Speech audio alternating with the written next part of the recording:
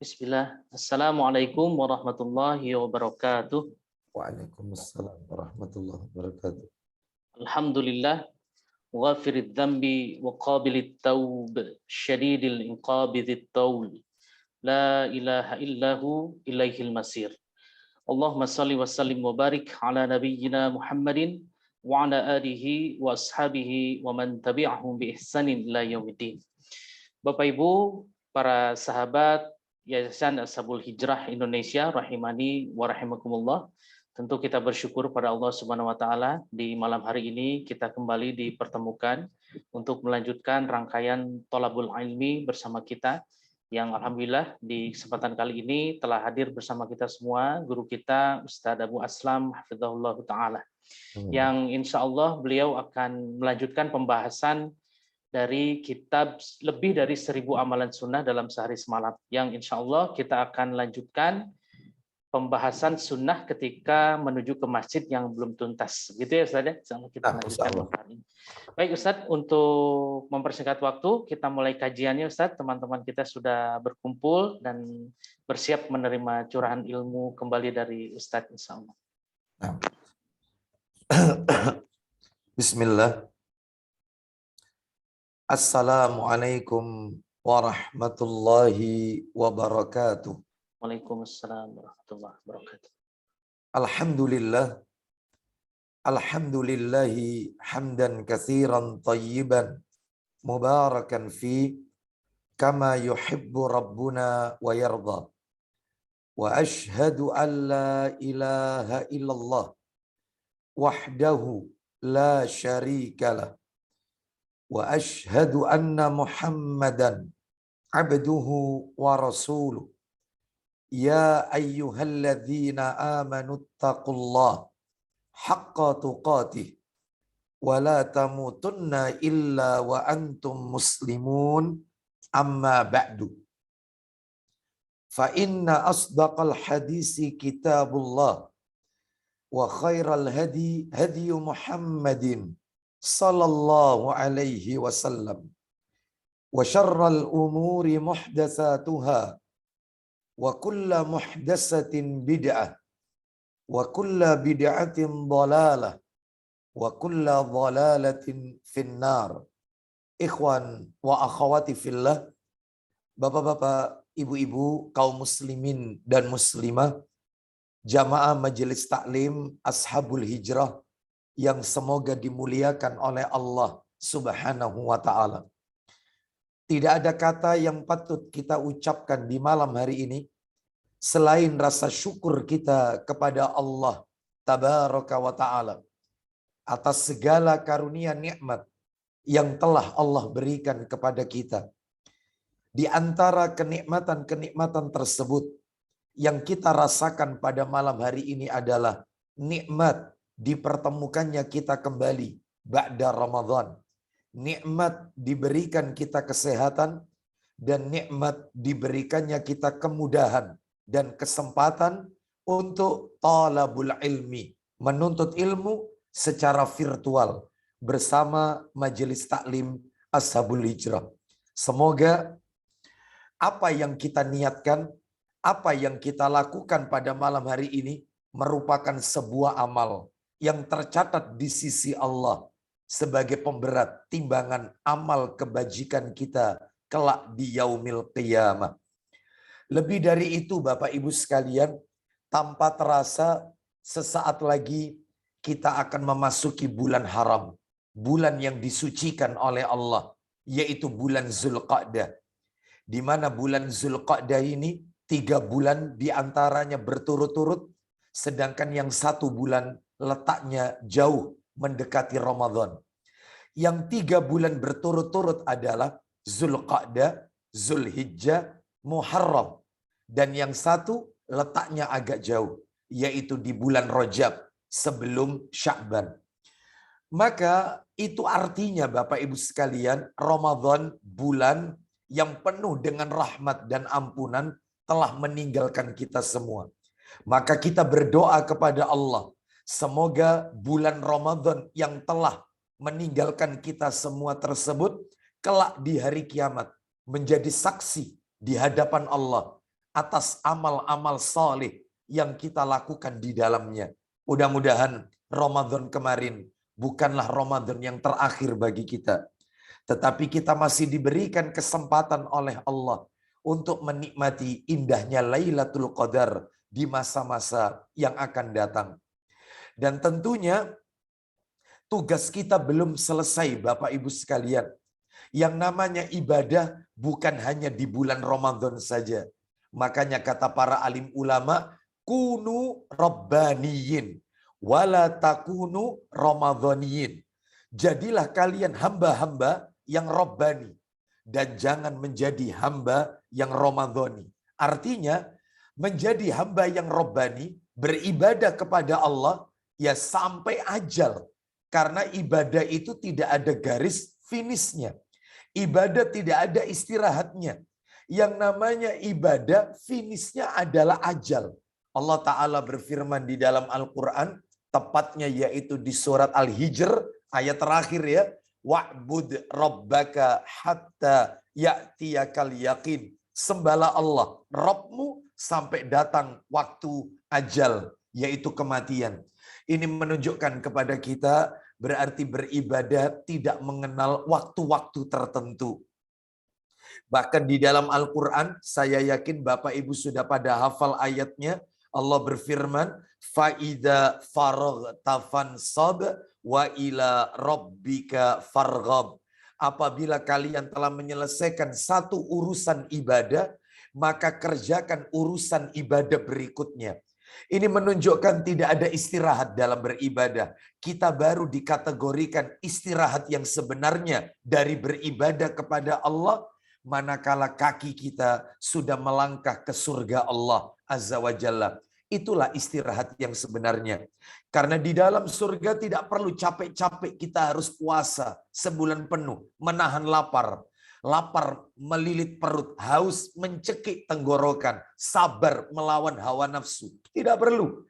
Tidak perlu capek-capek kita ini tahajud ketika seseorang itu ada di dalam surga. Di dalam surga hanya menikmati hasil dari apa yang kita lakukan semasa hidup di dunia. Oleh karena itu, ayo tetap istiqomah. Jangan beribadah hanya di bulan Ramadan saja. Kenal Allah, kenal Al-Quran, kenal sholat, kenal ibadah hanya di bulan Ramadan. Maka inilah yang dibenci oleh Allah dan Rasulnya Sallallahu Alaihi Wasallam. Mudah-mudahan Allah memberikan kekuatan kepada kita agar kita bisa melakukan kontinuitas dalam beribadah atau ajak konsisten istiqomah dalam beribadah. Mudah-mudahan Allah meridhoi semua amal ibadah kita.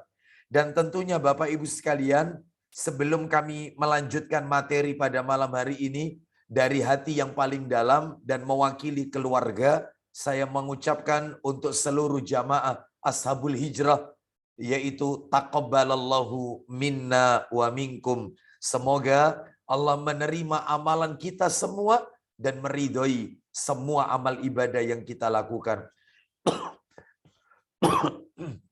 Bapak Ibu, kaum muslimin dan muslimah, Majelis Taklim Ashabul Hijrah, rahimani wa rahimakumullah.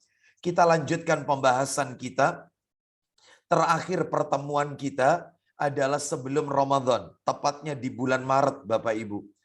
Dan materi kita belum tuntas, kita masih berbicara kitab yang ditulis oleh Syekh Khalid Al-Husainan, hafizahullah ta'ala, kitab yang berjudul Aksaru min alfi sunnatin fil yaumi wal laylah, yang sudah diterjemahkan dalam bahasa Indonesia lebih dari 1000 amalan sunnah dalam sehari semalam. Dan kalau kita lihat dalam daftar isi di buku tersebut, kita masih berada di sunnah yang nomor 8. Sunnah yang nomor 8 yaitu sunnah ketika pergi ke masjid. Bapak Ibu sekalian, sunnah ketika pergi ke masjid kami bagi menjadi 3 bagian. Bagian yang pertama dan yang kedua sudah kami sampaikan, tidak perlu kami ulang. Adapun bagian yang ketiga membutuhkan beberapa kali pertemuan dan itu pun belum tuntas. Apa itu pembagian 3 hal tersebut? Yang pertama, ini sudah kami sampaikan, yaitu keutamaan masjid. Sudah kami sampaikan, kita lewati saja. Yang kedua adalah keutamaan melangkahkan kaki ke masjid. Dan yang ketiga, inilah materi yang belum tuntas, yaitu adab pergi ke masjid. Sunnah Nabi ketika pergi ke masjid. Dari total sunnah Nabi pergi ke masjid, Bapak Ibu sekalian, totalnya ada 35. Ada 35, itu baru 22 poin yang kami sampaikan. Kalau tidak salah seperti itu. Maka kita tinggal meneruskan sisanya saja. Baik, untuk mereview dari apa yang sudah kami sampaikan, kami sebutkan saja satu persatu dari apa yang sudah kita bahas dari beberapa kajian sebelumnya. Di antara sunnah pergi ke masjid, ya, termasuk saat kita berada di dalam masjid, ya, itu yang pertama adalah berhias dan berpenampilan yang baik di setiap memasuki masjid. Ini yang pertama. Yang kedua, lebih afdol, lebih utama, berwudhu di rumah. Itu yang kedua. Yang ketiga, hindari bau-bau yang tidak sedap, baik bau mulut maupun bau badan. Yang keempat, berdoa ketika keluar menuju masjid dengan doa yang Nabi ajarkan. Allahumma ja'al fi qalbi nuran, wa fi basari nuran, wa fi sam'i nuran, dan seterusnya. Yang kelima, berjalan menuju masjid dengan tenang, secara perlahan-lahan. Tidak boleh tergesa-gesa, berlari-lari kecil. Dan ini dilarang oleh Nabi sallallahu alaihi wasallam. Yang keenam, menuju masjid dengan berjalan kaki, karena itu yang lebih utama. Karena setiap langkah kaki kita yang pertama mengangkat derajat. Mohon maaf, menghapus satu dosa.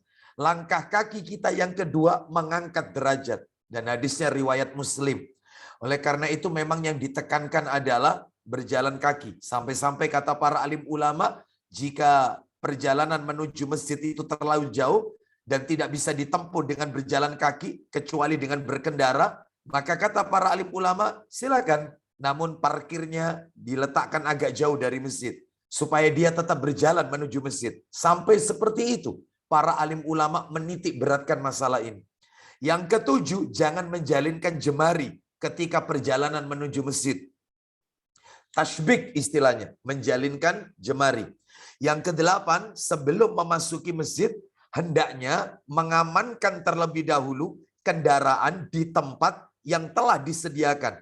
Baru kemudian dia bertawakal kepada Allah. Bapak Ibu sekalian, ada tiga kata yang kadang-kadang kita salah untuk mengurutkannya. Yang pertama adalah doa. Yang kedua adalah ikhtiar. Yang ketiga adalah tawakal. Maka urutannya adalah sebagaimana yang tadi kami sampaikan. Yang pertama berdoa dulu. Yang kedua ikhtiar usaha. Lalu yang ketiga tawakal. Kita serahkan urusannya kepada Allah. Jangan dibalik. Yang pertama usaha, lalu kemudian berdoa, lalu terakhir tawakal. Bukan. Ibarat berperang, kata Nabi, doa itu ibarat tameng. Doa itu ibarat tameng. Nah, namanya orang memakai tameng, perisai ketika berperang, kan dari awal harus dipakai dulu tameng itu. Baru berperang, ya menghadapi musuh. Berarti ikhtiar. Hasilnya kita serahkan kepada Allah. Begitulah ceritanya ketika salah seorang sahabat Nabi ketika akan memasuki masjid, sambil beliau, sahabat ini membawa ontanya, wahai Rasulullah, apakah onta harus aku ikat dulu lalu kemudian aku masuk masjid, ataukah aku biarkan lalu masuk masjid? Ikat dulu baru masuk masjid. Berarti ada ikhtiar lalu tawakal. Nabi mengajarkan hal itu kepada kita. Bahkan Nabi ketika Isra Mi'raj, pada saat sampai di Baitul Maqdis, Nabi menambatkan tali kekang buruknya, ya, di salah satu tiang atau salah satu tempat di Masjidil Aqsa. Nah, lalu kemudian Nabi masuk masjid. Jadi ini adalah berdoa dulu, ikhtiar baru tawakal. Kita lanjutkan yang ke-9, berdoa ketika memasuki masjid. Ada doanya masuk masjid, yaitu bismillah wassalatu wassalamu ala rasulillah. Allahumma ftahli abwaba rahmatik. Yang ke-10, disunahkan mendahulukan kaki kanan ketika masuk masjid. Dan sebaliknya mendahulukan kaki kiri ketika keluar dari masjid. Yang ke-11, mohon maaf, bukan yang ke-11 ini ya. Yang ke-12 maksud saya ini ya, yang ke-12 urutannya ya. Yang ke-12 memulai salam kepada orang yang berada di dalam masjid. Jadi begitu masuk masjid menyampaikan salam, dan itu disunahkan untuk diperdengarkan. Sebab kata Ibnu Umar radhiyallahu anhuma, fa innaha tahiyyatun min indillah mubarakatun thayyibatun. Karena salam itu merupakan penghormatan dari Allah yang barokah dan penuh dengan kebaikan. Lalu kemudian yang ke-13 Bapak Ibu, masuk dan memenuhi posisi saf terdepan. Posisi saf terdepan. Ini yang ke-13. Yang ke-14, boleh membawa anak kecil ke dalam masjid. Boleh. Asalkan kita sebagai orang tua benar-benar bisa memastikan agar anak ini tidak mengganggu, yaitu kaum muslimin yang lain. Baik itu mengganggu dari lisannya, atau mungkin perbuatannya, atau mungkin dari najis yang ia keluarkan. Maka orang tuanya harus bisa memastikan. Sebab jika tidak, maka orang tuanya telah melakukan kezaliman kepada orang-orang yang hadir di masjid itu. Ya, baik. Jadi kan banyak orang tua itu yang tidak mau tahu. Yang penting dia bawa anak, tidak mempedulikan anak ini. Sehingga anak ini membuat keributan, menjadi tidak khusyuk. Yaitu jamaah yang lain untuk beribadah kepada Allah Azza wa Jalla. Nah, berarti orang tuanya telah melakukan sebuah kezaliman kepada orang lain. Baik. Lalu kemudian yang ke-15, bolehnya wanita mendatangi masjid dengan syarat. Apa itu syaratnya? Izin dengan mahramnya. Ya, mahram di sini selain suami. Suami itu bukan mahram Bapak Ibu. Suami ya suami. Yang dimaksud mahram itu selain suami Bapak Ibu. Itu yang benar definisinya. Kalau suami itu, maka dalam hal ini ya suami, ya pasangan hidup kita seperti itu. Itu wajib. Itu yang pertama, harus izin. Kalau tidak ada suami baru mahram. Yaitu mungkin dari pamannya, anak laki-lakinya, itu ya, atau mungkin keponakannya yang laki-laki, atau kakeknya, atau mertuanya yang laki-laki, dan seterusnya. Maka ini bagi wanita, dan dia tidak boleh, yaitu tidak boleh memakai harum-haruman, wangi-wangian ketika pergi ke masjid, serta dia tidak boleh berhias, yaitu menunjukkan kecantikannya, ya. Oleh karena itu, dan dia juga terhindar dari fitnah. Dari rumah menuju ke masjid terhindar dari fitnah. Baik. Adapun sebaik-baik sholatnya wanita adalah di rumahnya. Itu yang terbaik sebenarnya. Tapi diperbolehkan wanita untuk berebut keuntungan pahala di masjid. Kita lanjutkan, yaitu yang ke-16, melaksanakan sholat tahiyatul masjid. 2 rakaat.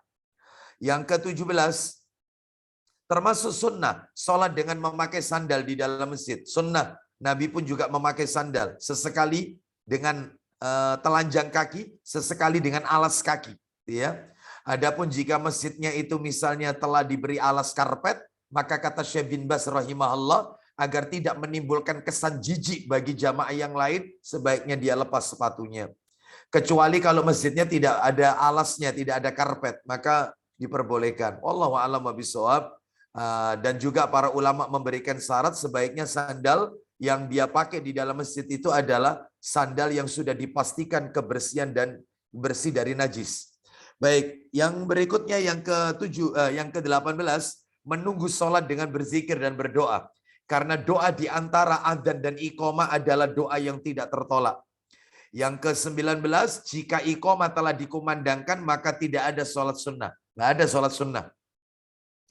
Jadi kalau kita misalnya baru sholat takbiratul ihram, lalu iqamah batalkan. Tetapi jika kita sudah mendapatkan 1 rakaat, sebagian ulama mengatakan teruskan sholat itu. Diperbolehkan. Diteruskan sampai kita merasa yakin tidak ketinggalan Al-Fatihahnya imam. Tapi kalau kita yakin kita akan ketinggalan Al-Fatihahnya imam, maka sebaiknya segera dibatalkan. Dan sholatnya tidak perlu diperlama jika kita ingin meneruskan, yaitu dipersingkat. Baik. Lalu kemudian berikutnya, yaitu yang ke-20 ya, tidak boleh keluar masjid sesudah adzan. Tidak boleh keluar masjid sesudah adzan, kecuali karena uzur. Ya, uzurnya uzur yang dibenarkan oleh syariat. Nah, seperti itu. Dan ini contoh-contohnya sudah kami sampaikan sebelumnya. Yang ke-21, rapatkan shaf. Rapatkan shaf. Man wasala shaffan wasalahullah. Wa man qata'a shaffan qata'ahullah. Siapa yang menyambung shaf, maka Allah akan menyambungnya dengan rahmatnya. Siapa yang memutus shaf, maka Allah akan memutuskan pula rahmatnya. Sampai seperti itu Bapak Ibu sekalian. Baik, sampai-sampai Nabi juga pernah mengatakan innallaha wa malaikatahu yusalluna 'alal ladzina yasiluna sufuf. Sesungguhnya Allah dan para malaikat-malaikatnya mengucapkan sholawat bagi mereka yang menyambung shaf atau menutup celah kosong shaf. Nah itu, ya. Makanya penting merapatkan shaf, kecuali pandemi kemarin. Karena memang ini untuk kebaikan bersama, mudaratnya besar sekali kalau kita merapatkan shaf. Adapun sekarang banyak kelonggaran-kelonggaran sehingga maka harus kembali merapatkan shaf. Ke-22, lah ini yang terakhir. Ini yang terakhir materi yang kami sampaikan pada sebelum Ramadan kemarin, yaitu jangan sholat menghadap kuburan atau berdoa menghadap kuburan atau menjadikan kuburan itu sebagai arah kiblat. Makanya Bapak Ibu ketika ziarah kubur itu kan salah satu adabnya kan mengucapkan salam dan doa untuk penghuni kubur. Ucapan salam dan doa dibedakan Bapak Ibu.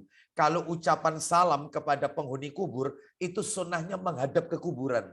Tetapi ketika kita akan mendoakan mereka mayit, jenazah, keluarga kita yang ada di situ, maka harus menghadap kiblat.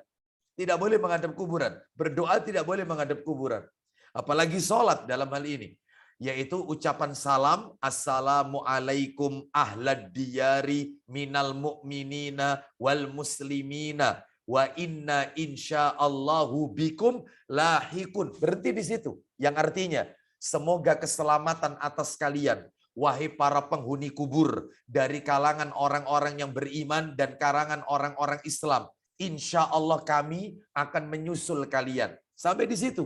Adapun berikutnya, nas'alullahu lana walakumul afiyah, Allahumma gfir lahum warhamhum wa'afihim wa'fu anhum wa akrim nuzulahum wa wasi' madkhalahum waksilhum bil ma'i wasalji wal bar, dan seterusnya yang panjang itu, maka harus menghadap kiblat. Nas'alullahu lana walakumul afiyah, kami memohon untuk kami dan untuk kalian keselamatan, dan juga mendoakan ampunan mereka, rahmatilah mereka, itu menghadap kiblat Bapak Ibu. Jadi tidak boleh menghadap kuburan, dan ini sudah saya sampaikan. Wallahu a'lam bishawab. Sekarang kita akan masuk poin nomor 23 ya. Lanjutan materi sebelumnya, poin 23. Jangan melewati orang yang sedang sholat. Jangan melewati orang yang sedang sholat, Bapak Ibu sekalian. Jangan. Mana dalilnya? Dalil. Minta tolong mungkin Ustadz Ramdhani bisa dibantu atau mungkin Mas Tony, yaitu Sahih sebentar. Dalilnya adalah Sahih Targhib wa Tarhib. Sahih Targhib wa Tarhib nomornya 559 jilid 1 itu ya. Agak ke belakang nomornya. Ya, agak ke belakang 559. 559. Yaitu dari Abu Juhaim Abdullah bin Al-Haris bin Asimma Al-Ansari radhiyallahu anhu, dia berkata, Nabi SAW bersabda, "Lau ya'lamul marru baina yadayil musalli madza alaihi lakana an yaqifa arba'ina khairan lahu min an yamurra baina yadai." Qala Abu Nadhr la adri qala arba'ina yauman au syahron au sanatan. Silakan. Seandainya orang yang lewat di depan orang yang sedang sholat itu mengetahui dosa yang dipikulnya, niscaya dia berdiri selama 40 adalah lebih baik daripada lewat di depannya. Ya. Abu An-Nadhr berkata, aku tidak tahu apakah dia berkata 40 hari atau bulan atau tahun. Tuh, seperti itu. Ya, dalam riwayat yang lain disebutkan 40 tahun Bapak Ibu. Jadi dosanya orang melewati orang sholat itu besar Bapak Ibu. Ancamannya itu dia berdiri tok 40 tahun itu masih lebih layak daripada melewati orang sholat. Makanya kita yang sedang sholat agar tidak dilewati, maka jangan sholat di tempat dekat pintu keluar. Jangan. Apabila kita ingin sholat sunnah, kalau sholat fardu beda Bapak Ibu, sholat berjamaah. Bapak Ibu kalau berjamaah mengikuti imam di depan, kalau ada orang yang wudhunya batal, sehingga dia melewati sholat kita, nggak apa-apa. Kenapa? Karena sutrahnya makmum mengikuti sutrahnya imam yang ada di depan. Makanya lihat itu di Masjidil Haram. Kita lagi sholat, orang lalu lalang. Gak apa-apa. Kenapa? Karena pembatas kita. Sutra itu pembatas ya. Sutra itu bukan kain sutra. Sutra itu pembatas. Nanti saya akan jelaskan. Sutra kita makmum mengikuti sutrohnya imam yang ada di depan. Yang tidak boleh kalau orang itu memutus melewati sholatnya imam. Nah, itu nggak boleh. Ya. Oleh karena itu Bapak Ibu sekalian, makanya hindari sholat di dekat pintu keluar. Ya, satu-satunya akses pintu keluar cuma di situ masjid itu. Maka hindari, lebih baik sholat sunnahnya, ba'diyah maksud saya, itu sebelumnya atau qobliyah. Jangan dekat situ karena akan menjadi lalu lalangnya orang. Tapi kalau sholat fardu ketika berjamaah nggak apa-apa dilewati oleh orang. Ya, tapi kalau sholat sunnah maka sikap kita kalau orang itu lewat harus kita hadang. Harus kita hadang. Ya, harus kita hadang. Dan ini yang pertama. Yang kedua, makanya kita kalau sholat, terutama sholat sendiri ya, sholat sendiri bukan berjamaah, pasangkan sutro, tancapkan sutro, letakkan sutro di depan kita saat kita sholat. Mungkin Bapak Ibu bertanya ini dalam hati, Ustadz kayak apa sih sutro itu? Maka kata para alim ulama, Bapak Ibu sekalian, sebelum tak tunjukkan apa saja yang boleh dijadikan sutro itu, maka Bapak Ibu perlu tahu apa hukumnya orang memasang sutro dalam sholat itu. Apa hukumnya? Bapak Ibu ulama beda pendapat ya. Ulama beda pendapat. Ada ulama yang mengatakan wajib Bapak Ibu. Siapa yang mengatakan wajib ini? Syekh Albani rahimahullah. Syekh Muhammad Nasiruddin Al-Albani rahimahullah berfatwa wajib. Kenapa? Kalau beliau berpatokan pada dalil yaitu riwayat Abu Dawud dan riwayat Muslim. Saya bacakan aja dulu ya. Saya bacakan aja biar nggak tambah lebar nanti ya. Jadi ini cuman tambahan ilmu saja Bapak Ibu, tambahan aja ya, saling mengingatkan aja. Syekh Albani rahimahullah mengatakan wajib, riwayatnya Abu Dawud dan Muslim. Begini bunyi hadisnya. Nabi bersabda, "Idza shalla ahadukum falyusalli." Tolong digarisbawahi. "Falyusalli ila sutratin wal yadnu minha." Apabila salah seorang di antara kalian melakukan sholat, hendaklah ia sholat menghadap sutro. Itu perintah berarti. Asal hukum perintah itu wajib. Menurut Syekh Albani. Karena itu perintah. Hendaklah dia menghadap sutro dan mendekat kepada sutro itu. Berarti wajib. Cuman ada ulama yang lain hukumnya sunnah, tidak wajib. Siapa yang berpendapat ini? Ulama Syafi'iyah. Madzhab Syafi'iyah. Ya, mengatakan bahkan termasuk salah satu pendapatnya Imam Malik. Ini mengatakan sunnah, tidak wajib. Dalilnya apa? Dalilnya kuat. Dalilnya cukup kuat. Yaitu dalilnya riwayat Bukhari. Riwayat Bukhari. Begini. Nomornya, kalau nggak salah, nomornya Bukhari, nomor asli dulu, nomor 76. Kalau yang cetakan terjemahan, seperti yang kita punya, atau biasa dibaca oleh jamaah itu, seperti ini kan kitab terjemahan ini, Bukhari, itu nomor 62. Begini bunyinya. Dari Abdullah bin Abbas radhiyallahu anhu, dia berkata, wa Rasulullah sallallahu alaihi wasallam yusalli biminan ila ghairi jidarin. Katanya Ibnu Abbas, Rasulullah sallallahu alaihi wasallam itu pernah sholat di Mina tanpa menghadap tembok, di depannya nggak ada apa-apa. Sholat di Mina, di depannya nggak ada apa-apa. Nggak menghadap tembok, nggak menghadap tiang, tidak menghadap tombak atau kendaraan, nggak ada apa-apa. Berarti kalau begitu, kalau memang wajib, mestinya Nabi lakukan itu. Nah ini buktinya tidak. Nah berarti hukumnya sunnah. Wallahu a'lam wa bishawab. Ya, Bapak Ibu sekalian rahimani wa rahimakumullah, maka ini terjadi perbedaan pendapat. Nah sekarang saya akan sampaikan ringkas saja ya. Ringkas apa saja yang bisa dijadikan sutro. Yaitu pembatas supaya sholat kita nggak dilewati oleh orang. Apa saja? Yang pertama anak panah. Ini riwayatnya adalah riwayat yaitu Imam Ahmad, anak panah. Di mana Nabi sallallahu alaihi wasallam bersabda, sutratur rajuli fis salati as-sahmu. Sutra seseorang ketika sholat itu adalah anak panah. Nah itu. Yang kedua hewan tunggangan. Jadi Nabi pernah sholat menghadap ke hewan tunggangannya. Jadi hewan tunggangannya itu diletakkan di depan, lalu Nabi sholat menghadap ke hewan itu. Bukan nyembah hewan ini, bukan. Itu hanya dijadikan sebagai pembatas supaya tidak dilewati oleh orang. Ya. Seperti itu. Dan tentunya hewan tunggangan yang dijadikan sutra itu diikat. Harus diikat. Dan tidak membuat orang yang sholat terkena najis. Makanya ada jarak. Lalu yang ketiga tiang. tiang masjid. Yang keempat pohon. Nabi pernah sholat menghadap yaitu ke sebuah pohon dan berdoa sampai pagi. Pada saat kapan ini? Pada saat perang Badar. Jadi malam itu Nabi nggak tidur saat perang Badar. Malam perang Badar. Besoknya perang Badar, malamnya Nabi nggak tidur. Mulai malam Isya itu sampai pagi nggak tidur. Terus menangis. Minta sama Allah diberi kemenangan. Dan Allah kabulkan doa Nabi, perang Badar kita menang.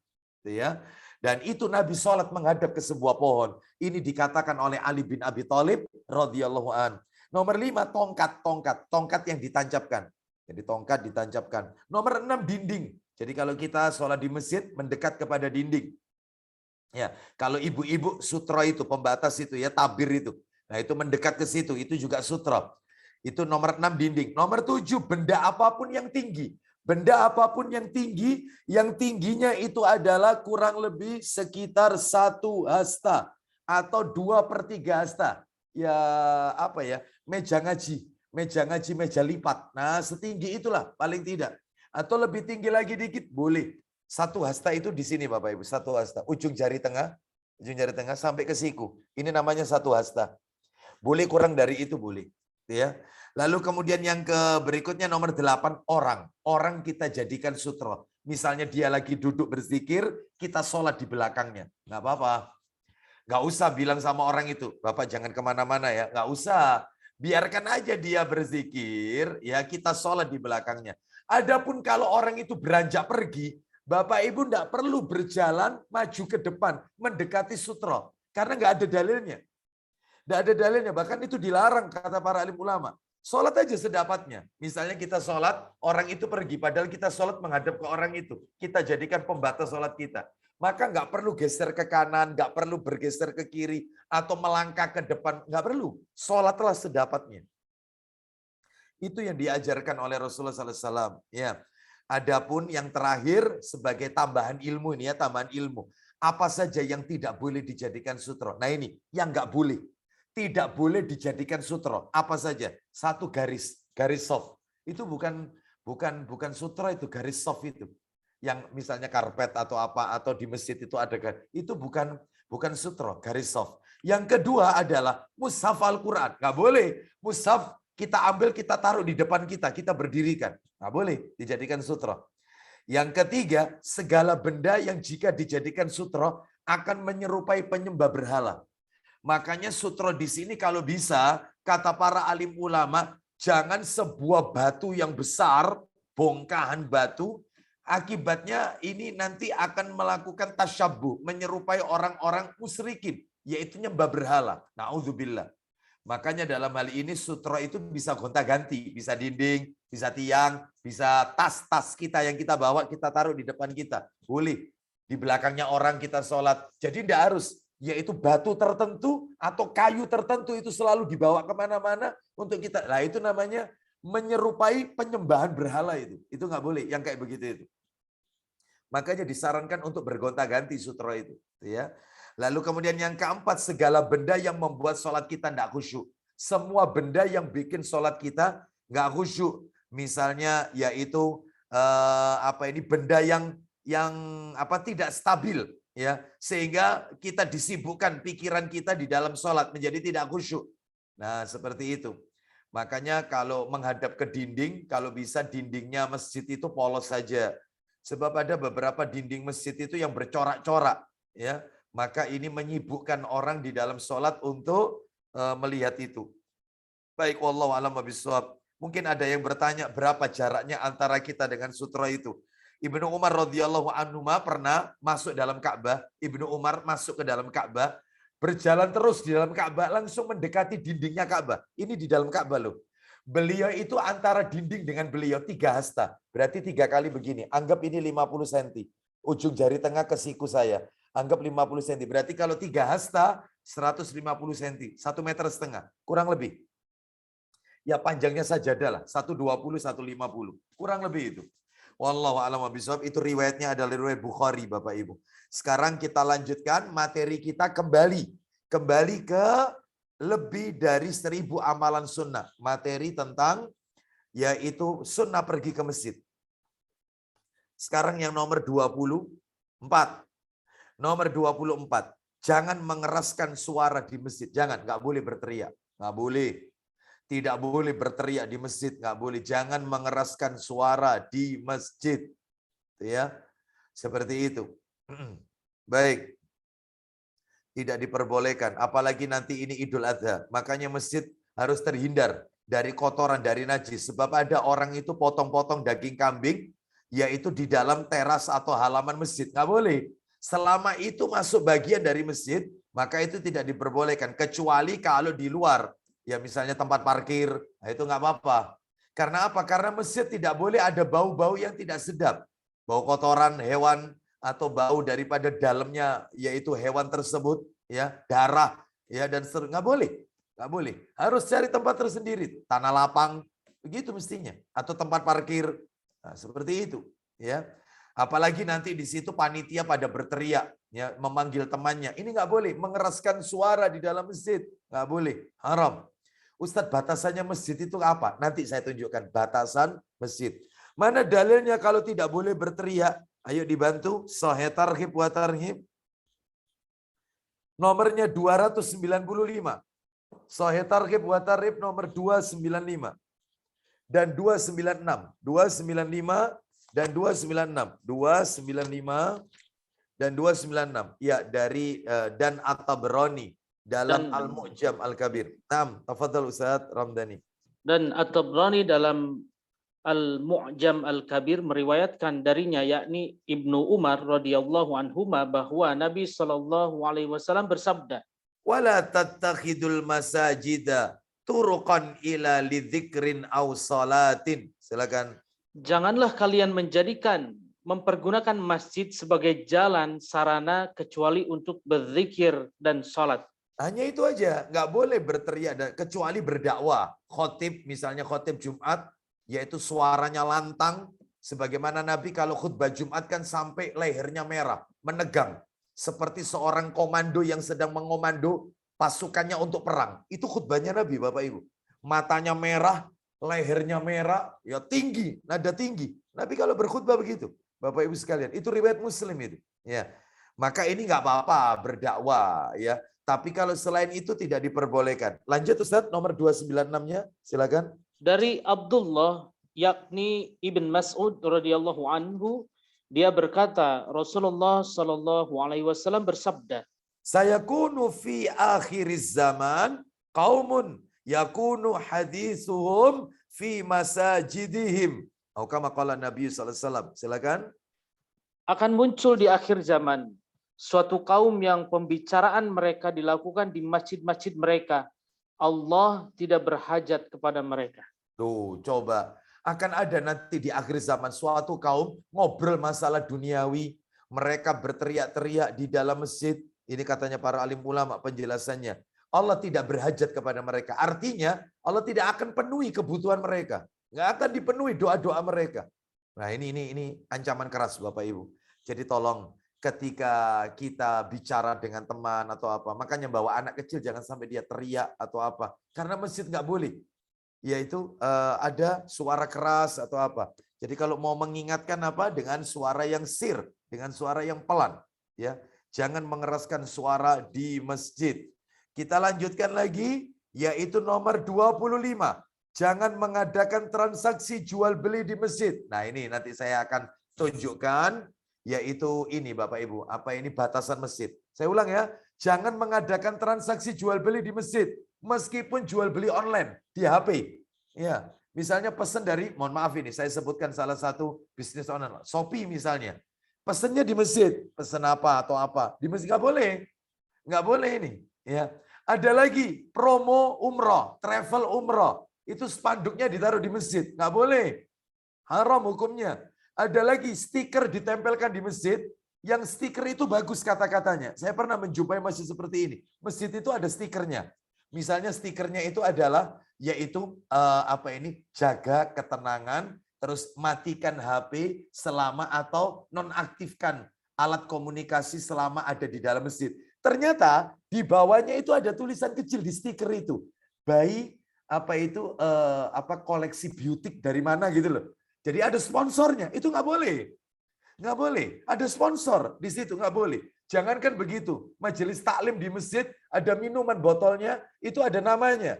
Mereknya ada. Nggak boleh. Nggak boleh. Dilepas saja mereknya. Dilepas.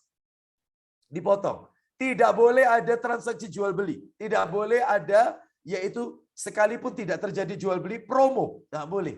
Brosur dibagikan. Seperti itu. Misalnya lagi ini, mohon maaf ini, kajian akbar, sponsor ya, sponsornya dari ditulis majelis taklim ini, nggak apa-apa itu, nggak apa-apa, majelis taklim ini. Terus ada lagi, salah satu sponsor makanan. Nah itu apa begitu ya? Entah itu, mohon maaf ini, toko kurma atau misalnya toko busana muslimah, nggak boleh, nggak boleh. Ya, banyak yang model-model begini, banyak, hati-hati. Ada beberapa masjid, beberapa waktu yang lalu, ya, saya mendatangi masjid, itu ternyata Bapak Ibu, mohon maaf ini, mohon maaf. Rupanya salah satu inventaris masjid itu ada motor, sepeda motor ini. Ya, ternyata motor itu kan dilengkapi dengan helm. Lah helmnya itu ada mereknya. Lah itu dia nyimpan motornya, helmnya itu adalah bukan di dalam kamarnya atau bukan di ruangan tertentu, bukan. Tetapi ditaruh ya begitu aja, taruh di laci masjid gitu. Siapapun yang mau pakai, wong itu inventaris masjid. Yang penting untuk kebutuhan masjid. Maka ini nggak boleh karena ada merek di sini. Nggak boleh. Silakan buka YouTube-nya Ustadz Firanda, hafizahullah ta'ala, terkait masalah ini. Oh sangat keras sekali. Nggak boleh. Sponsor itu merek itu. Nggak boleh. Tidak boleh ada apapun seperti itu. Kecuali kalau apa ini itu adalah bagian dari masjid, misalnya ambulannya itu ada nama masjidnya, lain soal, ini boleh. Itu kan bukan untuk jual beli atau sponsor atau apa. Ini kan hanya menunjukkan bahwasanya ini adalah milik masjid. Nah, itu diperbolehkan ya. Bapak Ibu sekalian rahimani wa rahimakumullah, makanya hati-hati dalam hal ini ya. Jadi jangan sampai itu. Mungkin ada yang bertanya ini, Ustadz batasannya masjid di mana ini? Baik, sebelum saya tunjukkan batasannya masjid, kita kasih dalil dulu. Di mana dalilnya tidak boleh transaksi jual beli. Coba dibuka Sahih Targhib wa Tarhib, nomornya 291. 291. Ya.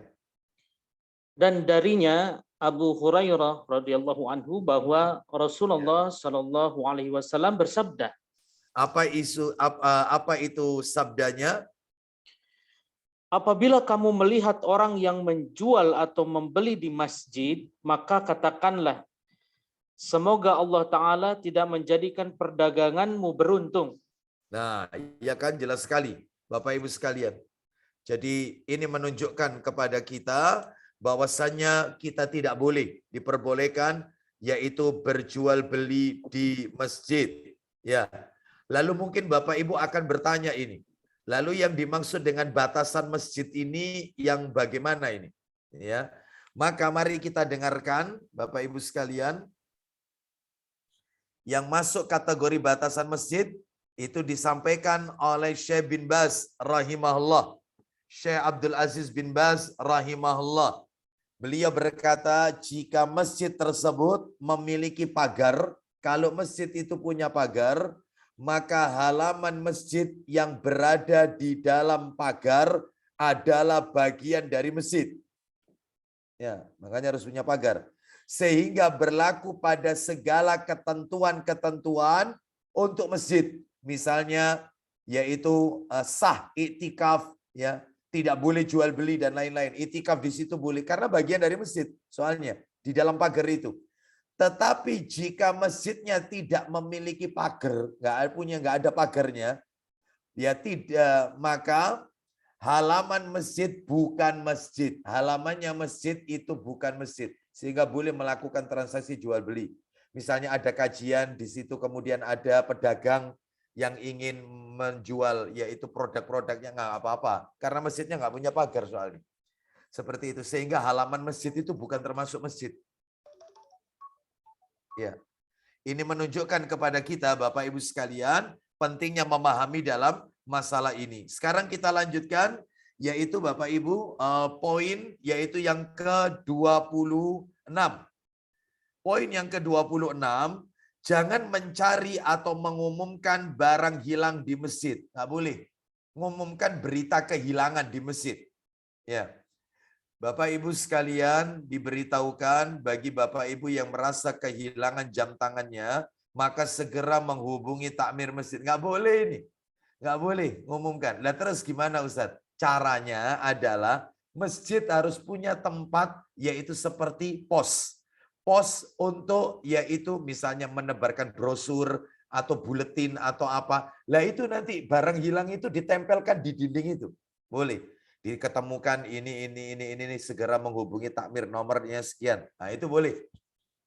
Ya, seperti itu. Adapun diumumkan melalui pengeras suara, maka ini tidak diperbolehkan. Ngumumkan berita kehilangan aja tidak boleh, apalagi berita kematian. Innalillahi wa inna ilaihi raji'un. Telah meninggal dunia Bapak Fulan. Insya Allah akan disolati pukul sekian, dimakamkan pukul sekian. Loh, nggak boleh. Ya. Ada lagi masjid, mohon maaf, di tempat saya tinggal. Kan rumah saya depannya masjid, Bapak Ibu. Depannya masjid itu ada parkiran. Lah parkiran itu dipakai untuk parkiran mobil-mobil warga sekitar. Jadi nyewa. Warga itu menyewa ke masjid per bulannya sebagai pemasukannya masjid. Itu kalau Jumatan jam 9 itu diumumkan di masjid. Bagi bapak-bapak yang punya mobil nopol sekian, ya Allah nggak boleh. Ya, masjid tidak boleh dijadikan pengumuman seperti ini. Kenapa tidak dicatat nomor teleponnya orang itu yang punya mobil itu? Cukup, ya, seperti itu, atau dibuatkan grup atau apa? Banyak caranya. Nah, ini ya, makanya nggak boleh yang seperti mana dalilnya? Tidak boleh mencari mengumumkan barang hilang di masjid. Dalilnya adalah yaitu Sahih Targhib wa Tarhib nomornya 290 dan 292. Nomornya berdekatan semua dari tadi. 290 dan 292. Dari Abu Hurairah radhiyallahu anhu bahwa dia mendengar Rasulullah Shallallahu alaihi wasallam bersabda. Langsung saja Ustadz, langsung artinya. Barang siapa? Barang siapa mendengar seseorang mencari dengan mengangkat suara barang yang hilang di masjid, maka hendaknya dia berkata, semoga Allah tidak mengembalikannya kepadamu karena masjid tidak dibangun untuk ini. Jadi kita yang dengar itu boleh mengatakan, mudah-mudahan barangmu tidak dikembalikan oleh Allah. Loh, sampai seperti itu. Ya, maka ini tidak diperbolehkan. 292. 292. Silakan Ustaz dari Buraidah, ya. Dari Buraidah radhiyallahu anhu dia berkata bahwa seorang laki-laki mencari dengan mengangkat suara barangnya yang hilang di masjid. Dia berkata, siapa yang melihat unta merah? Rasulullah Shallallahu alaihi wasallam berjawab, semoga kamu tidak menemukannya karena masjid hanya dibangun untuk tujuan ia dibangun.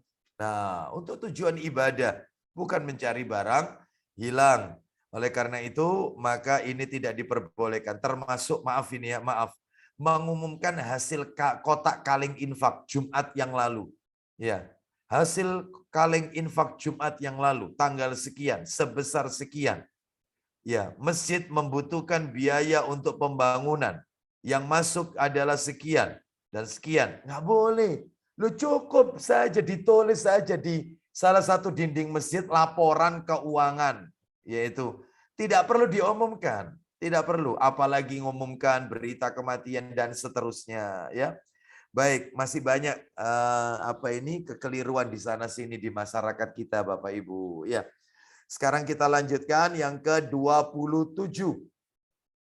Tidak memasukkan atau membawa gambar foto ke dalam masjid. Ya. Tidak memasukkan, sebentar. Saya kok lupa ya Bapak Ibu sekalian. Nah, ini saya materinya nih, saya tuang di share screen ya. Baik. Nah, ini 27 ya, 20 nomor berapa tadi? 27 ya tadi ya? 27. Iya, sekarang masuk 27, Ustaz. Sekarang 27 ya? Iya. 27. 27 itu di sini 26. Sekarang 27 ya? Ya. Masuk di tidak memasukkan gambar, Ustaz. Ya, tidak memasukkan gambar. tidak memasukkan atau membawa gambar atau foto ke dalam masjid. Tidak boleh. Ya. Mana dalilnya? Dalilnya bisa dilihat ya, gambar makhluk bernyawa saja Bapak Ibu di dalam rumah kita, malaikat rahmat tidak mau masuk. Apalagi di dalam masjid, rumah Allah, maka tentunya lebih layak terhindar dari hal-hal seperti ini. Jadi di dalam rumah saja kan tidak boleh memajang figura-figura, foto-foto makhluk bernyawa, gambar hewan, gambar manusia, entah itu foto digital ataupun lukisan, nggak boleh. Ya. Rumah tidak akan dimasuki malaikat rahmat. Malaikat rahmat nggak mau masuk. Apalagi ini di dalam masjid, kata para alim ulama. Mana dalilnya? Silakan dibuka Sahih Muslim. Ayo, siapa pegang Sahih Muslim? Mas Tony? Silakan, nomornya 1993. 1993. 1993.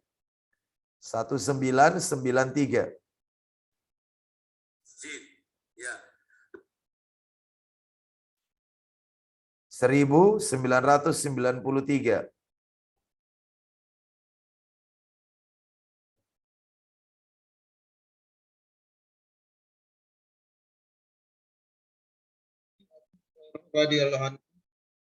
Katanya, Ya. Rasulullah Shallallahu Alaihi Wasallam bersabda, Apa isi sabdanya? malaikat tidak mau masuk ke rumah yang di dalamnya terdapat figura-figura atau gambar-gambar hewan. Ya, jelas sekali kan, malaikat tidak mau masuk ke dalam rumah yang di dalamnya terdapat figura, gambar-gambar makhluk bernyawa, baik itu foto digital maupun lukisan tangan. Adapun kalau selain gambar makhluk bernyawa, gambar tumbuhan, gambar yaitu pemandangan, selama di situ tidak ada makhluk bernyawa, hewan ataupun manusia, maka nggak apa-apa, diperbolehkan. Ya. Apalagi itu di dalam masjid. Ya. Apa ada Ustadz gambar makhluk bernyawa dalam masjid? Ada. Sadar tidak sadar, kalau kita pengen tahu, meja ngaji anak-anak kita, meja lipat, itu kadang-kadang ada stikernya, stiker anak lagi ngaji. Iya, gambar anak sedang mengaji di mejanya itu. Nah, sedangkan meja itu ditaruh masjid, nggak boleh. Ya, makanya termasuk saya pernah melihat ada masjid kalender, masang kalender. Lah kalendernya itu kalender, yaitu para wali-wali. Bayangkan, ini gambar para wali, itu nggak boleh. Ya, tidak diperbolehkan. Itu termasuk juga maaf saya minta maaf sekali lagi ini, mudah-mudahan ini jadi nasihat untuk saya, terutama untuk saya. Ada beberapa masjid itu mengadakan daurah akbar, ternyata daurahnya itu diikuti beberapa ustadz. Lah fotonya ustadz itu ada di spanduknya, lah spanduk itu dimasukkan masjid itu.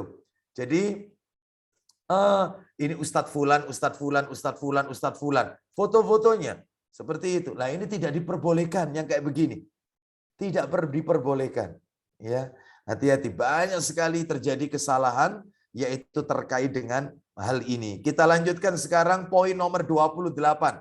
Sunnah ketika ke masjid, ya. Nomor 28, jangan memakai pakaian yang dapat mengganggu kekhusyuan orang lain.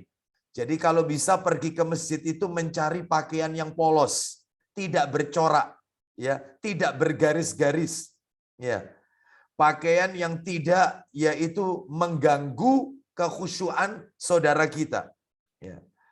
Baik, jadi Nabi saja, Nabi panutan kita, manusia yang mengajari kita tentang cara sholat khusyuk.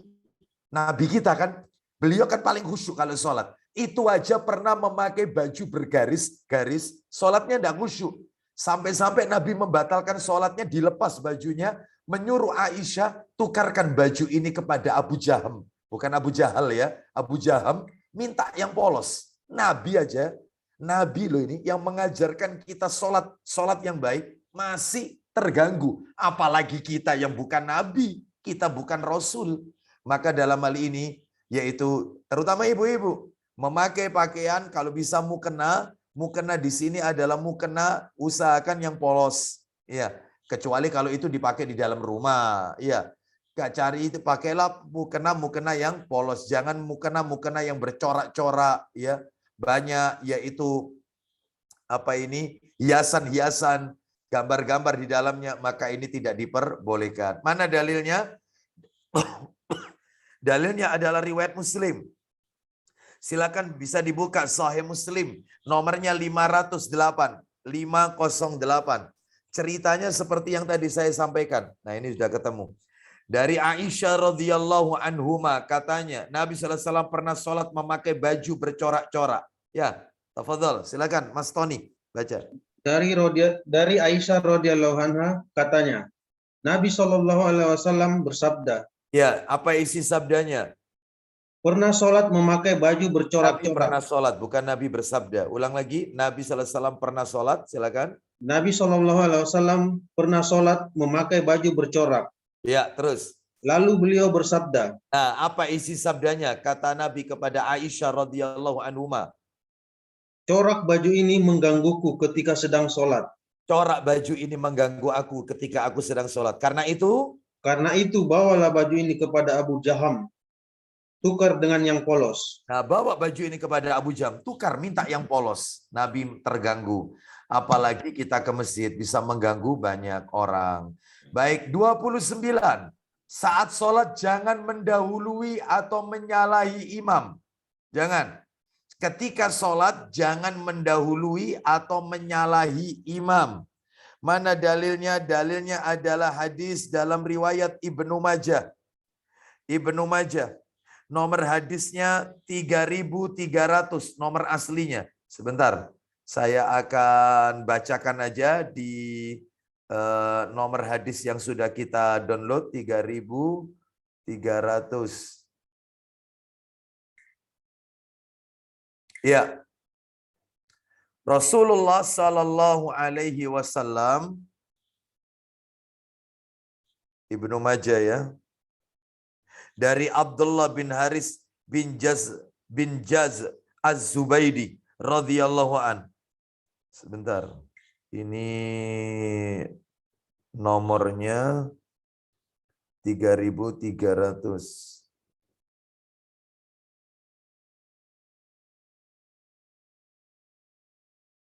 Ya. Sebentar. Oh, salah ini. Bukan. Bukan, nomor yang satunya lagi cetakan terjemahan. Ada Ustadz Ramdhani, Ibnu Majah, nomor 2685. Jilid berapa Ustaz? Jilid 3 itu. Jilid 3. Ya? Iya, iya, 2685. 2685. Dari Abdullah bin Al-Haris bin Jaz Az-Zubaidi. Nah, Ibnu Majah jilid 3. Nomor 2685. 26. Oh, mohon maaf. Sebentar. Nanti itu kita baca itu sebentar. Ini sebentar kelewat ini. Sahih Targhib wa Tarhib, Ustaz Ramdhani. Sahih Targhib wa Tarhib. Nomor 521. 521. Taib. 521. 521. Nah ini dari Abu Hurairah radhiyallahu an. Dia berkata Nabi SAW bersabda, "Ama yaksha ahadukum idza rafa'a ra'sahu qabla al-imam an yaj'alallahu ra'sahu ra'sa himar au yaj'alallahu suratahu surata himar." Silakan. Tidakkah salah seorang dari kalian takut jika dia mengangkat kepalanya sebelum imam, kalau Allah merubah kepalanya menjadi kepala keledai atau menjadikan wajahnya wajah keledai? Tuh. Coba. Apakah orang itu tidak takut mengangkat kepalanya sebelum imam mengangkat kepalanya? Apakah dia akan Allah akan menjadikan kepalanya itu menjadi kepala keledai? Atau menjadikan wajahnya wajah keledai. Kapan ini? Saat dia akan nanti dibangkitkan dari kubur. Makanya Bapak Ibu nggak perlu kaget. Ada orang-orang itu yang divonis oleh Nabi bangkit dari kubur, wajahnya macam-macam. Ada yang berwajah seperti babi, ada yang seperti kera, ada yang seperti keledai. Bapak Ibu sekalian. Itu tergantung amalannya Bapak Ibu sekalian. Makanya salah satunya adalah yaitu ketika Nabi SAW mengatakan inna fi hadhil ummah khasfun wa qadhfun wa maskhun. Sesungguhnya pada umat ini akan terjadi penenggelaman ke dalam bumi, perubahan wajah dan pelemparan batu dari langit. Qila, ya, ada seseorang bertanya, kapan itu terjadi wahai Rasulullah? Penenggelaman ke dalam bumi, ditenggelamkan, atau perubahan wajah menjadi kera dan babi, dan ada pelemparan batu dari langit. Kapan itu terjadi? Katanya Nabi, idza dhaharatil qiyan, apabila sudah banyak orang memanggil biduan wanita, penyanyi wanita. Ustadz, penyanyi sekarang bukan hanya wanita, laki-laki, Ustadz. Bapak Ibu perlu tahu, semua hadis Nabi itu tidak pernah disebut penyanyi laki-laki. Kenapa? Karena di zaman Nabi tidak ada laki-laki menyanyi, tidak ada. Makanya Ibnu Taimiyah mengatakan kalau di zaman kita ada laki-laki, dia memegang mic atau dia bernyanyi, maka itulah seorang banci, kata Ibnu Taimiyah rahimahullah. Karena penyanyi itu asalnya di zaman Nabi perempuan. Gak ada laki-laki di zaman Nabi, yaitu menyanyi. Makanya semua hadisnya perempuan semua.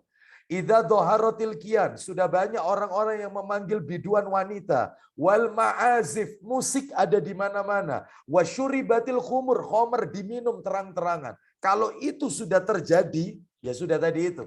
Penenggelaman ke dalam bumi, perubahan wajah menjadi kera atau babi, dan pelemparan batu dari langit.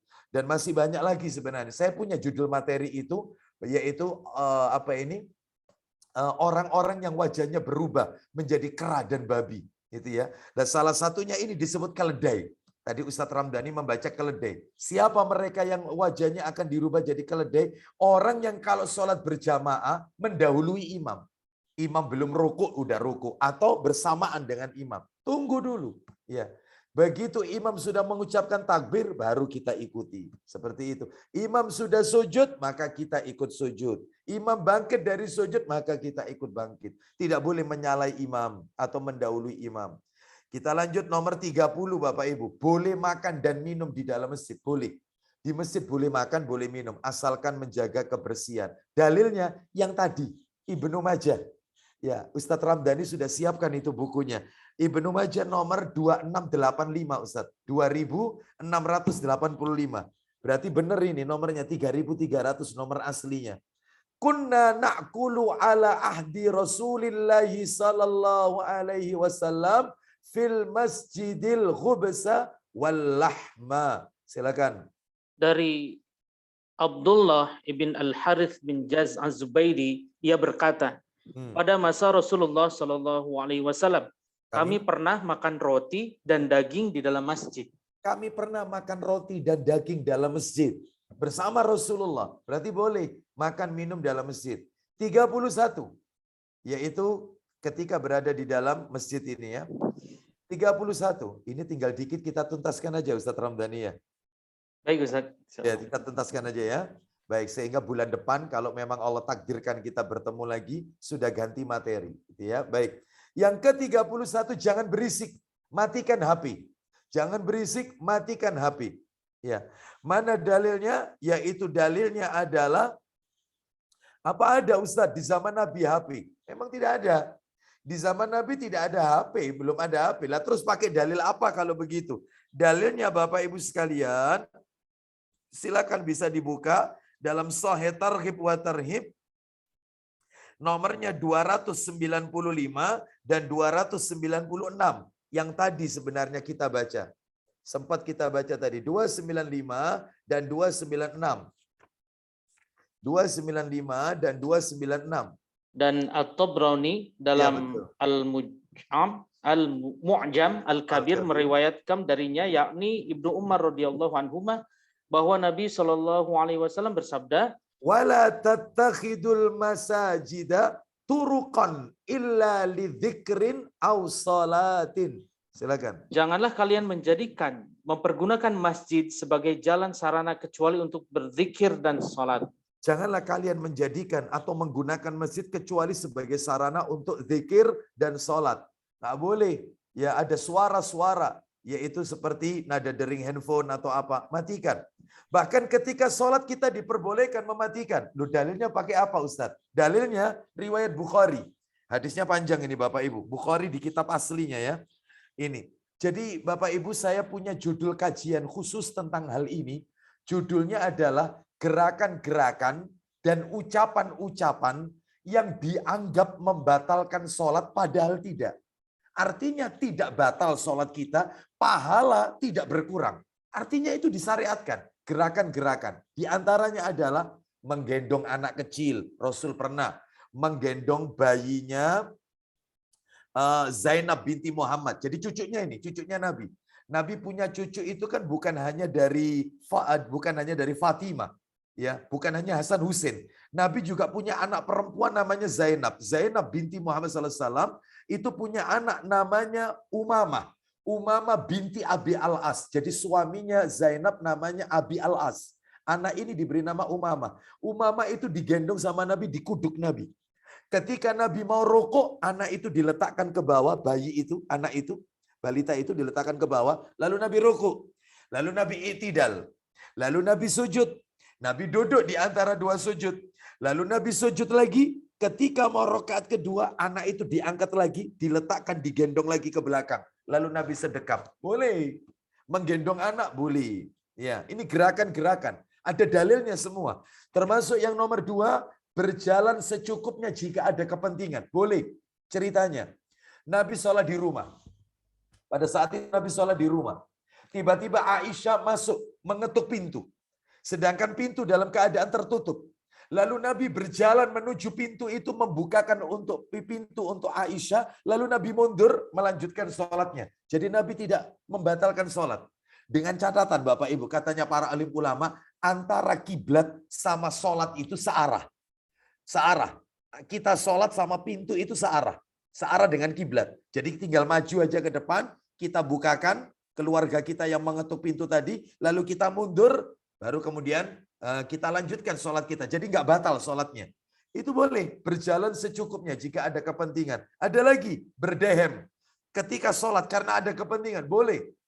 Ini adalah ucapan yang dibolehkan. Ada lagi yang keempat, mematikan alat komunikasi. Lu pakai dalil apa Ustadz kalau alat komunikasi? Dalilnya adalah memakai hadis yang dialami oleh sahabat Abu Barzah Al-Aslami radhiyallahu an. Riwayatnya Bukhari, nomor asli 1211. Jadi ceritanya Abu Barzah Al-Aslami ini mengendarai seekor onta di padang pasir, tiba waktu sholat. Beliau turun dari ontanya lalu sholat. Beliau berpikir, kalau ontanya ini tidak diikat, maka beliau setelah sholat akan kerepotan, kehilangan onta. Sedangkan di padang pasir tidak ada pohon. Maka mau nggak mau tali onta itu diikatkan ke tubuhnya. Lalu dia sholat. Ternyata di pertengahan sholat ontanya berontak. Sehingga dia dibawa jalan oleh ontanya. Dan dia pun jalan sambil sholat. Jalan ini sambil sholat. Onta berhenti, dia rukuk, dia i'tidal. Lalu onta jalan, dia ikuti. Onta itu kemana pergi? Karena dia khawatir kehilangan onta kalau nggak diikat. Sedangkan di padang pasir nggak ada pohon. Setelah selesai sholat, sampailah di Madinah. Ketemu Rasul. Lalu dia bertanya, menceritakan apa yang terjadi. Apa katanya Nabi? Boleh kau lakukan, nggak apa-apa. Lihat, boleh kau lakukan. Bapak Ibu, lalu apa kaitannya sama HP, alat komunikasi? Pak, Bu, maaf ini. Orang matikan HP ketika sholat, cuman butuh 3 gerakan. Begitu kita sholat, HP berdering. Kring, kita ambil gerakan pertama, kita matikan gerakan kedua, kita masukkan lagi gerakan ketiga. Abu Barzah mengikuti onta lebih dari 3 gerakan. Buktinya boleh. Oleh karena itu ini menunjukkan kepada kita, nggak apa-apa. Ada orang itu yang saking kekehnya dia, HP berdering ganggu kekhusyuan orang lain, dibiarkan. Karena dia berkeyakinan matikan HP itu bisa membatalkan sholat. Salah. Justru dia membiarkan bunyi itu, membuat orang sholat tidak khusyuk. Dia telah mendolimi sekian banyak orang. Dan sholatnya tidak diterima oleh Allah Azza wa Jalla. Karena mengganggu orang. Dia pun tidak khusyuk, nggak tenang. Oleh karena itu matikan HP. Dan ini boleh. Nomor 5, menghadang orang yang lewat. Loh, ini gerakan ini. Kita sholat ada orang yang lewat, kita hadang supaya tidak terpotong, terputus sholat kita. Itu gerakan. Nomor 6, membunuh ular dan kalajengking. Serta apapun yang membahayakan kita dalam sholat. Sekalipun kita berada di Masjidil Haram, lagi pakai baju ihram. Boleh, asalkan hewan itu membahayakan kita. Ular dan kalajengking. Katanya Nabi, uqtulu al-aswadaini fis shalah la hayyata wal aqrab. Bunuhlah dalam sholat 2 binatang hitam, ular dan kalajengking. Nabi yang menyuruh, bunuh kalau ganggu kita. Yang ketujuh, memberi isyarat dengan sentuhan pada kaki orang yang tertidur karena ada kepentingan. Sebagaimana Nabi kalau sholat, Bapak Ibu, rumahnya Nabi kan sempit. Aisyah tidur itu kakinya diselonjorkan. Nabi mau sujud nggak bisa, harus mencubit kakinya Aisyah. Lalu Aisyah menarik kakinya, baru Nabi bisa sujud. Setelah Nabi rokaat bangkit rokaat kedua, Aisyah menselonjorkan lagi kakinya. Rumah Nabi kayak begitu Bapak Ibu. Anda bisa bayangkan, pemimpin umat ini dipakai orang tidur sama sholat itu nggak cukup.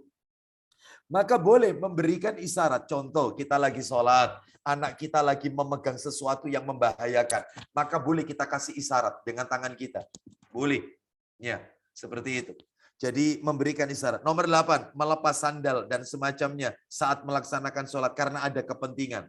Boleh, ini pernah Nabi lakukan. Ya, termasuk bertawud dan meludah ke arah kiri 3 kali jika diganggu setan.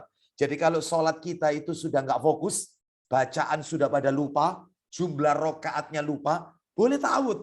A'udzubillahi minasyaitonirrajim.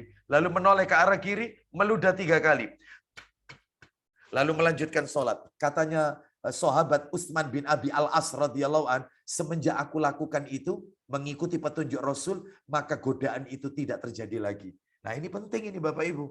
Ya, jadi boleh bacaan ta'awud. Termasuk juga bersin, baca hamdalah. Kita baca ayat ini di tengah-tengah. Bismillahirrahmanirrahim. Qul huwallahu ahad, Allahus samad. Alhamdulillah. Lam yalid wa lam yulad. Boleh, nggak apa-apa. Yang tidak boleh itu yang mendengarkan membaca yarhamukallah ketika sholat. Nah, batal sholatnya. Nggak boleh. Dan masih banyak lagi ya. Termasuk bertepuk tangan untuk wanita mengingatkan imam yang salah. Wanita menepukkan tangannya, tapi bukan begini. Bukan, tetapi begini menepuknya. Ngingetkan imam yang keliru, waktunya sujud nggak sujud, atau waktunya rokaat kedua malah duduk tahiyat. Ingatkan, kalau laki-laki, subhanallah. Nah itu, kalau wanita ini kan gerakan ini, gerakan di luar sholat. Nah itu boleh, tidak membatalkan sholat. Banyak sebenarnya, banyak ini menangis, merintih dalam sholat karena bacaan imam bagus, ya, sehingga kita meneteskan air mata, bahkan yaitu sesenggukan, itu boleh. Bapak Ibu sekalian. Dan masih banyak lagi ya. Sebenarnya ini ada materi khusus. Kalau nggak salah totalnya itu ada 23. 23 gerakan dan ucapan yang diperbolehkan dalam sholat. Ayo kita lanjutkan. Sekarang nomor 32. Tidak boleh meludah di dalam masjid. Nggak boleh. Haram. Meludah di dalam masjid. Nggak boleh. Apalagi meludah ke arah kiblat. Makanya kita kalau mau meludah, maaf, di jalan, mau mengeluarkan ria, harus tahu arah kiblat ini mana. Sebab kalau tidak, nanti di hari kiamat Allah akan ambil itu, Allah akan yaitu tumpukan, yaitu ludah-ludah tersebut ke wajah kita. Haram, nggak boleh ini ya. Mana dalilnya? Dalilnya adalah Sahih Bukhari. Ayo nomor 282, Mas Tony ya. Bukhari Mas Tony nomor 282 dari Abdullah bin Masalamah. Dari Abdullah bin Masalamah. Silakan. Radhiyallahu an, dia berkata, Nabi sallallahu alaihi wasallam bersabda, silakan. Ayo, Bukhari nomor 282. Silakan Mas Tony. Dari Abdullah bin Masalamah radhiyallahu an, bahwa dia melihat Rasulullah Shallallahu alaihi wasallam tidur terlentang di dalam masjid. Terus Salah satu kaki beliau terletak di atas yang lain. Oh, sebentar. Sahih Muslim, coba Sahih Muslim. Sahih Muslim, nomornya 504. Sahih Muslim nomor 504. Ini nomornya beda sama yang saya punya ini soalnya, nomor urutnya.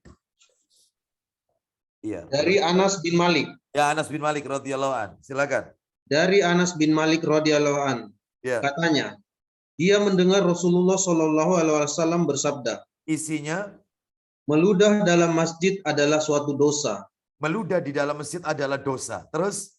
Menghapusnya ialah memendamnya. Jadi kalau ingin terhapus dosa itu dengan memendamnya ludah itu, artinya menghilangkan ludah itu.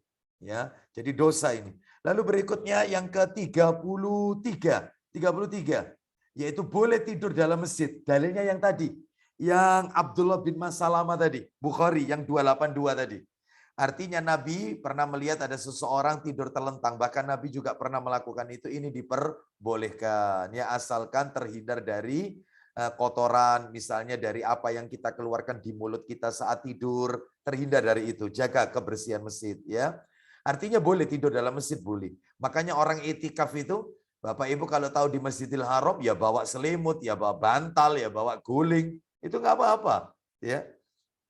Kasur lipat itu ya, boleh, nggak apa-apa. Terakhir 34, kita tutup sampai 34 aja. Sunnah memberi wewangian di masjid. Sunnah memberi wewangian ketika di masjid.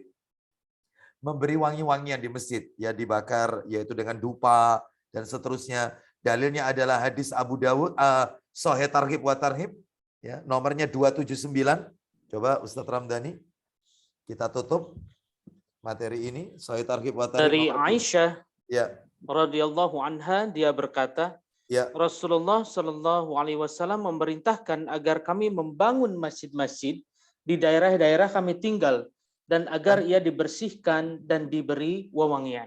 Nah, ya Nabi memerintahkan membangun masjid-masjid di daerah kita tinggal dan Nabi menyuruh untuk dibersihkan dan diberi wewangian, ya, diberi wewangian, ya, dibakari dupa, diberi wewangian.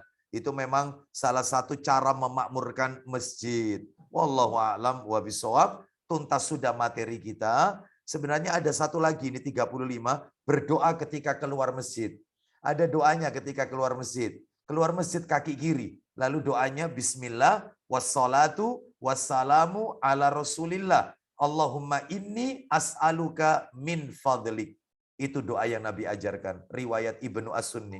Wallahu a'lam wa bishawab. Demikian apa yang bisa kami sampaikan. Semoga menjadi tambahan ilmu yang bermanfaat. Saya tidak buka tanya jawab ya. Karena waktunya sudah hampir pukul 9:30 ini nampaknya. Gimana ini Ustadz Ramdhani? Apa tetap dibuka tanya jawab atau kita berhenti? Ada 2 yang masuk Ustadz dari ibu-ibu. Ya, kalau tafadhali.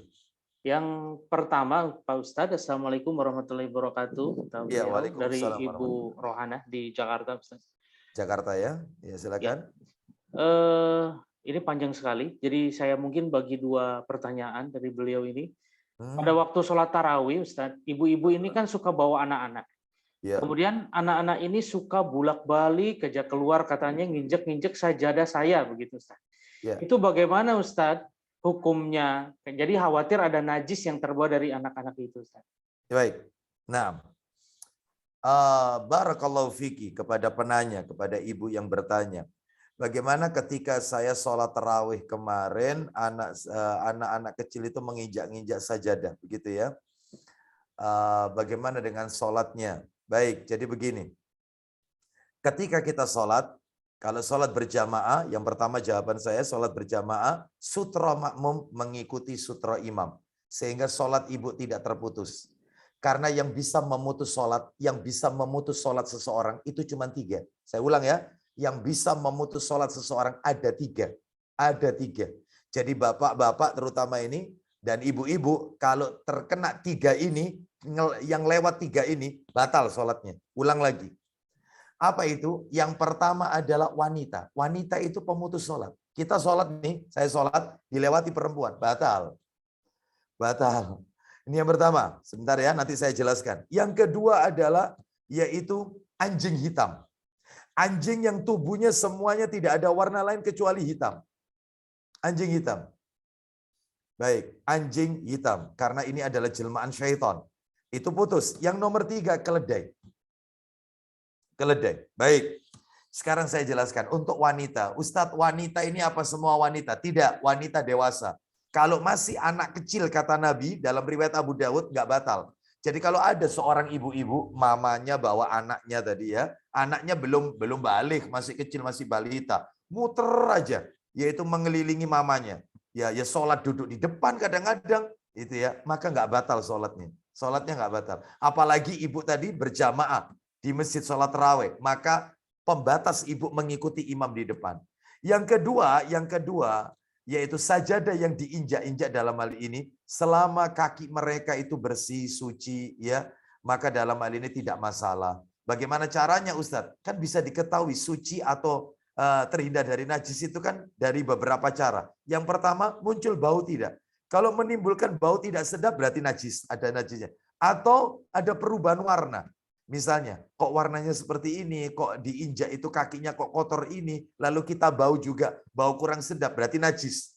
Tapi selama itu tidak ada, tidak kita temukan, maka tidak perlu was-was, ya. Maka tinggalkan keraguan-raguan itu, maka sholatlah, yaitu dengan bersama imam. Wallahu a'lam wa bishawab. Jadi itu Ustaz Ramdhani.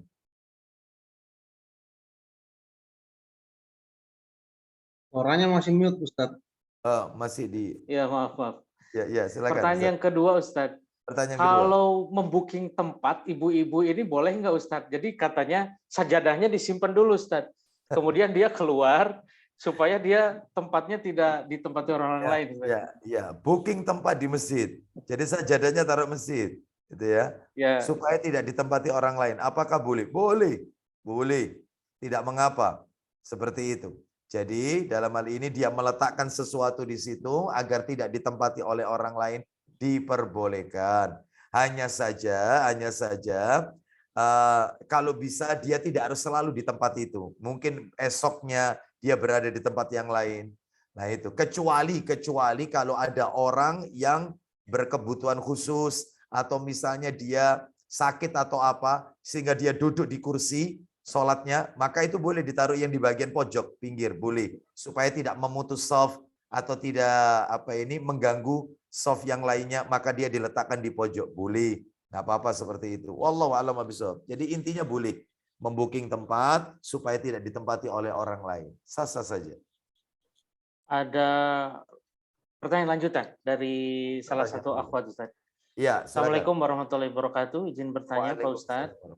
Ya. Jadi pada bulan Ramadan ini kan ada aktivitas menyediakan hidangan untuk berbuka, Ustaz. Kemudian pengurus masjid ini berpesan makanan kepada salah satu jamaah. Apakah ini juga termasuk sesuatu yang dilarang, Ustaz? Gimana? Mohon maaf. Jadi pada bulan Ramadan itu ya pengurus masjid ini biasa untuk menyiapkan hidangan untuk berbuka puasa. Nah, kemudian pengurus masjid ini memesan makanan kepada salah satu jamaah masjid di dalam masjid itu, dan itu bukan untuk kepentingan komersial tapi untuk kepentingan berbuka puasa. Apakah itu juga dilarang, Ustaz? Baik. Masjid menyediakan berbuka puasa, iftar. Sedangkan takmir masjid memesan masakan itu ke salah satu jamaah. Begitu ya. Lalu kemudian dia memesannya itu di dalam masjid. Apakah ini diperbolehkan? Ya. Jadi Bapak Ibu sekalian rahimani wa rahimakumullah, sebenarnya ini bisa dilakukan, yaitu tidak di dalam masjid. Misalnya yaitu ketika selesai acara, yaitu artinya tidak di luar masjid, mungkin takmir bisa menghubungi yaitu si fulan atau si fulana tadi dengan memesan makanan untuk iftar para jamaah berbuka puasa di masjid itu. Jadi upayakan semaksimal mungkin jangan melakukan transaksi apapun di dalam masjid. Itu ya. Sekalipun itu cuma sekedar, Bu, besok ditambah sekian porsi ya. Itu ya. Besok saya transfer ya. Ya, Bu, nanti besok itu nanti sebaiknya jangan. Hindari saja, hindari. Dan itu bisa kita lakukan di melalui telepon atau apa yang tidak dilakukan dalam masjid. Setelah selesai sholat tarawih atau apa, ya mungkin pada saat pulang apa bisa dilakukan, ya teknis saja. Wallahu a'lam bishawab. Jazakallahu khairan. Ustaz, satu lagi dari Ibu Agnia, dan saya harapkan pada Bapak Ibu ini yang terakhir ya, karena waktunya sudah larut. Iya. Saya masih mau nanya satu, Ustaz. Iya. Jadi ini dari Ibu Agnia dari Bandung, Ustaz. Dari Bandung. Ini pertanyaan ini seringkali kita alami sebetulnya. Jadi makanya mengapa kita angkat. Jadi beliau ini menegur, Ustaz, menegur salah satu remaja masjid begitu yang melakukan kegiatan, mohon maaf ya, kegiatan membaca Al-Qur'an dengan dikeraskan melalui toa atau pengeras suara begitu, Ustaz. Pengeras suara, iya. Ya, dan kadang-kadang dilakukan juga sampai ba'da sholat tarawih sampai jam 23.00 gitu, Ustaz.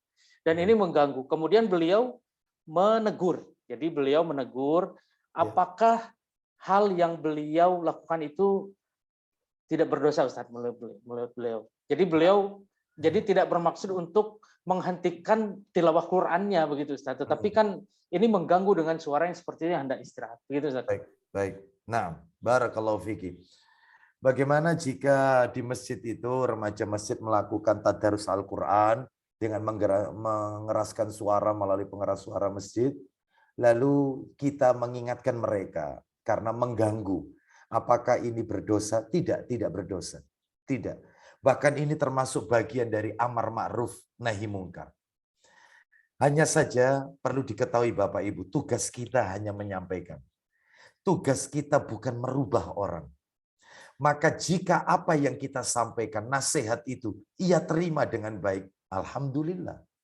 Tetapi jika ia menolak, namun dia tetap melakukan seperti itu, dia tidak merubah ya dari apa yang sudah kita nasihatkan, maka kita doakan dia supaya dapat hidayah. Tugas kita hanya menyampaikan. Dakwah itu simple kok, cuma dua. Sampaikan, diterima alhamdulillah, nggak diterima, nggak usah sakit hati. Dan doakan dia supaya dapat hidayah. Seperti itu. Memang itu adalah perbuatan yang tidak diajarkan oleh Nabi. Bahkan membaca Al-Quran tidak perlu menggunakan pengeras suara. Baca Al-Quran itu yang afdol itu dengan sir, dengan pelan. Bahkan orang yang membaca Al-Quran dengan keras diibaratkan oleh Nabi seperti orang yang bersedekah secara terang-terangan. Yang dikhawatirkan nanti terkena riya. Seperti itu. Sedangkan orang yang membaca Al-Quran dengan pelan, itu riwayat Tirmidzi itu. Maka diibaratkan seperti seseorang yang bersedekah secara sembunyi-sembunyi. Tidak diketahui oleh orang lain. Tentunya ini lebih ikhlas tentunya. Oleh karena itu ingatkan aja dalil-dalilnya. Apakah ada contoh di zaman Nabi? Apakah ini dibenarkan? Ingatkan takmirnya anak-anak remaja itu. Sebatas kemampuan kita. Sampaikan nasihat itu. Diterima, alhamdulillah. Tidak diterima, tidak perlu sakit hati, tidak perlu marah. Doakan mereka supaya dapat hidayah. Karena mereka saudara kita dan kita dahulu juga seperti mereka. Sebelum kita dapat hidayah. Sehingga dalam hal ini, apa yang ibu lakukan itu tidak salah. Wallahu a'lam bishawab. Amar ma'ruf nahi munkar. Wallahu a'lam. Iya. Gitu Ustaz Ramdhani. Baik Ustaz, alhamdulillah jazakallahu khairan. Kita nampaknya sudah berada di penghujung acara. Iya. Baik, mohon kesediaan Ustaz untuk menutup kajian ini dengan doa Ustaz. Nah, ya, sebelum saya tutup dengan doa kafaratul majelis, sebagai nasihat saya, mudah-mudahan bermanfaat untuk diri saya pribadi dan para jamaah, saya tutup dengan sebuah perkataan Al-Hafidz Ibnu Rajab Al-Hambali rahimahullah dalam kitab Lataiful Ma'arif. Beliau mengatakan, laisal aidu liman labisal jadid, innamal aidu liman ta'atuhu tazid. Idul Fitri itu bukan miliknya orang-orang yang bajunya baru, bukan. Tetapi Idul Fitri itu miliknya orang-orang yang ketaatannya terus bertambah. Jika kita ingin mengetahui keberhasilan Ramadan seseorang, tolok ukurnya adalah 11 bulan setelah Ramadan. Bagaimana akhlaknya, bagaimana akidahnya, bagaimana perilakunya. Mudah-mudahan kita semua diistiqomahkan oleh Allah Azza wa Jalla.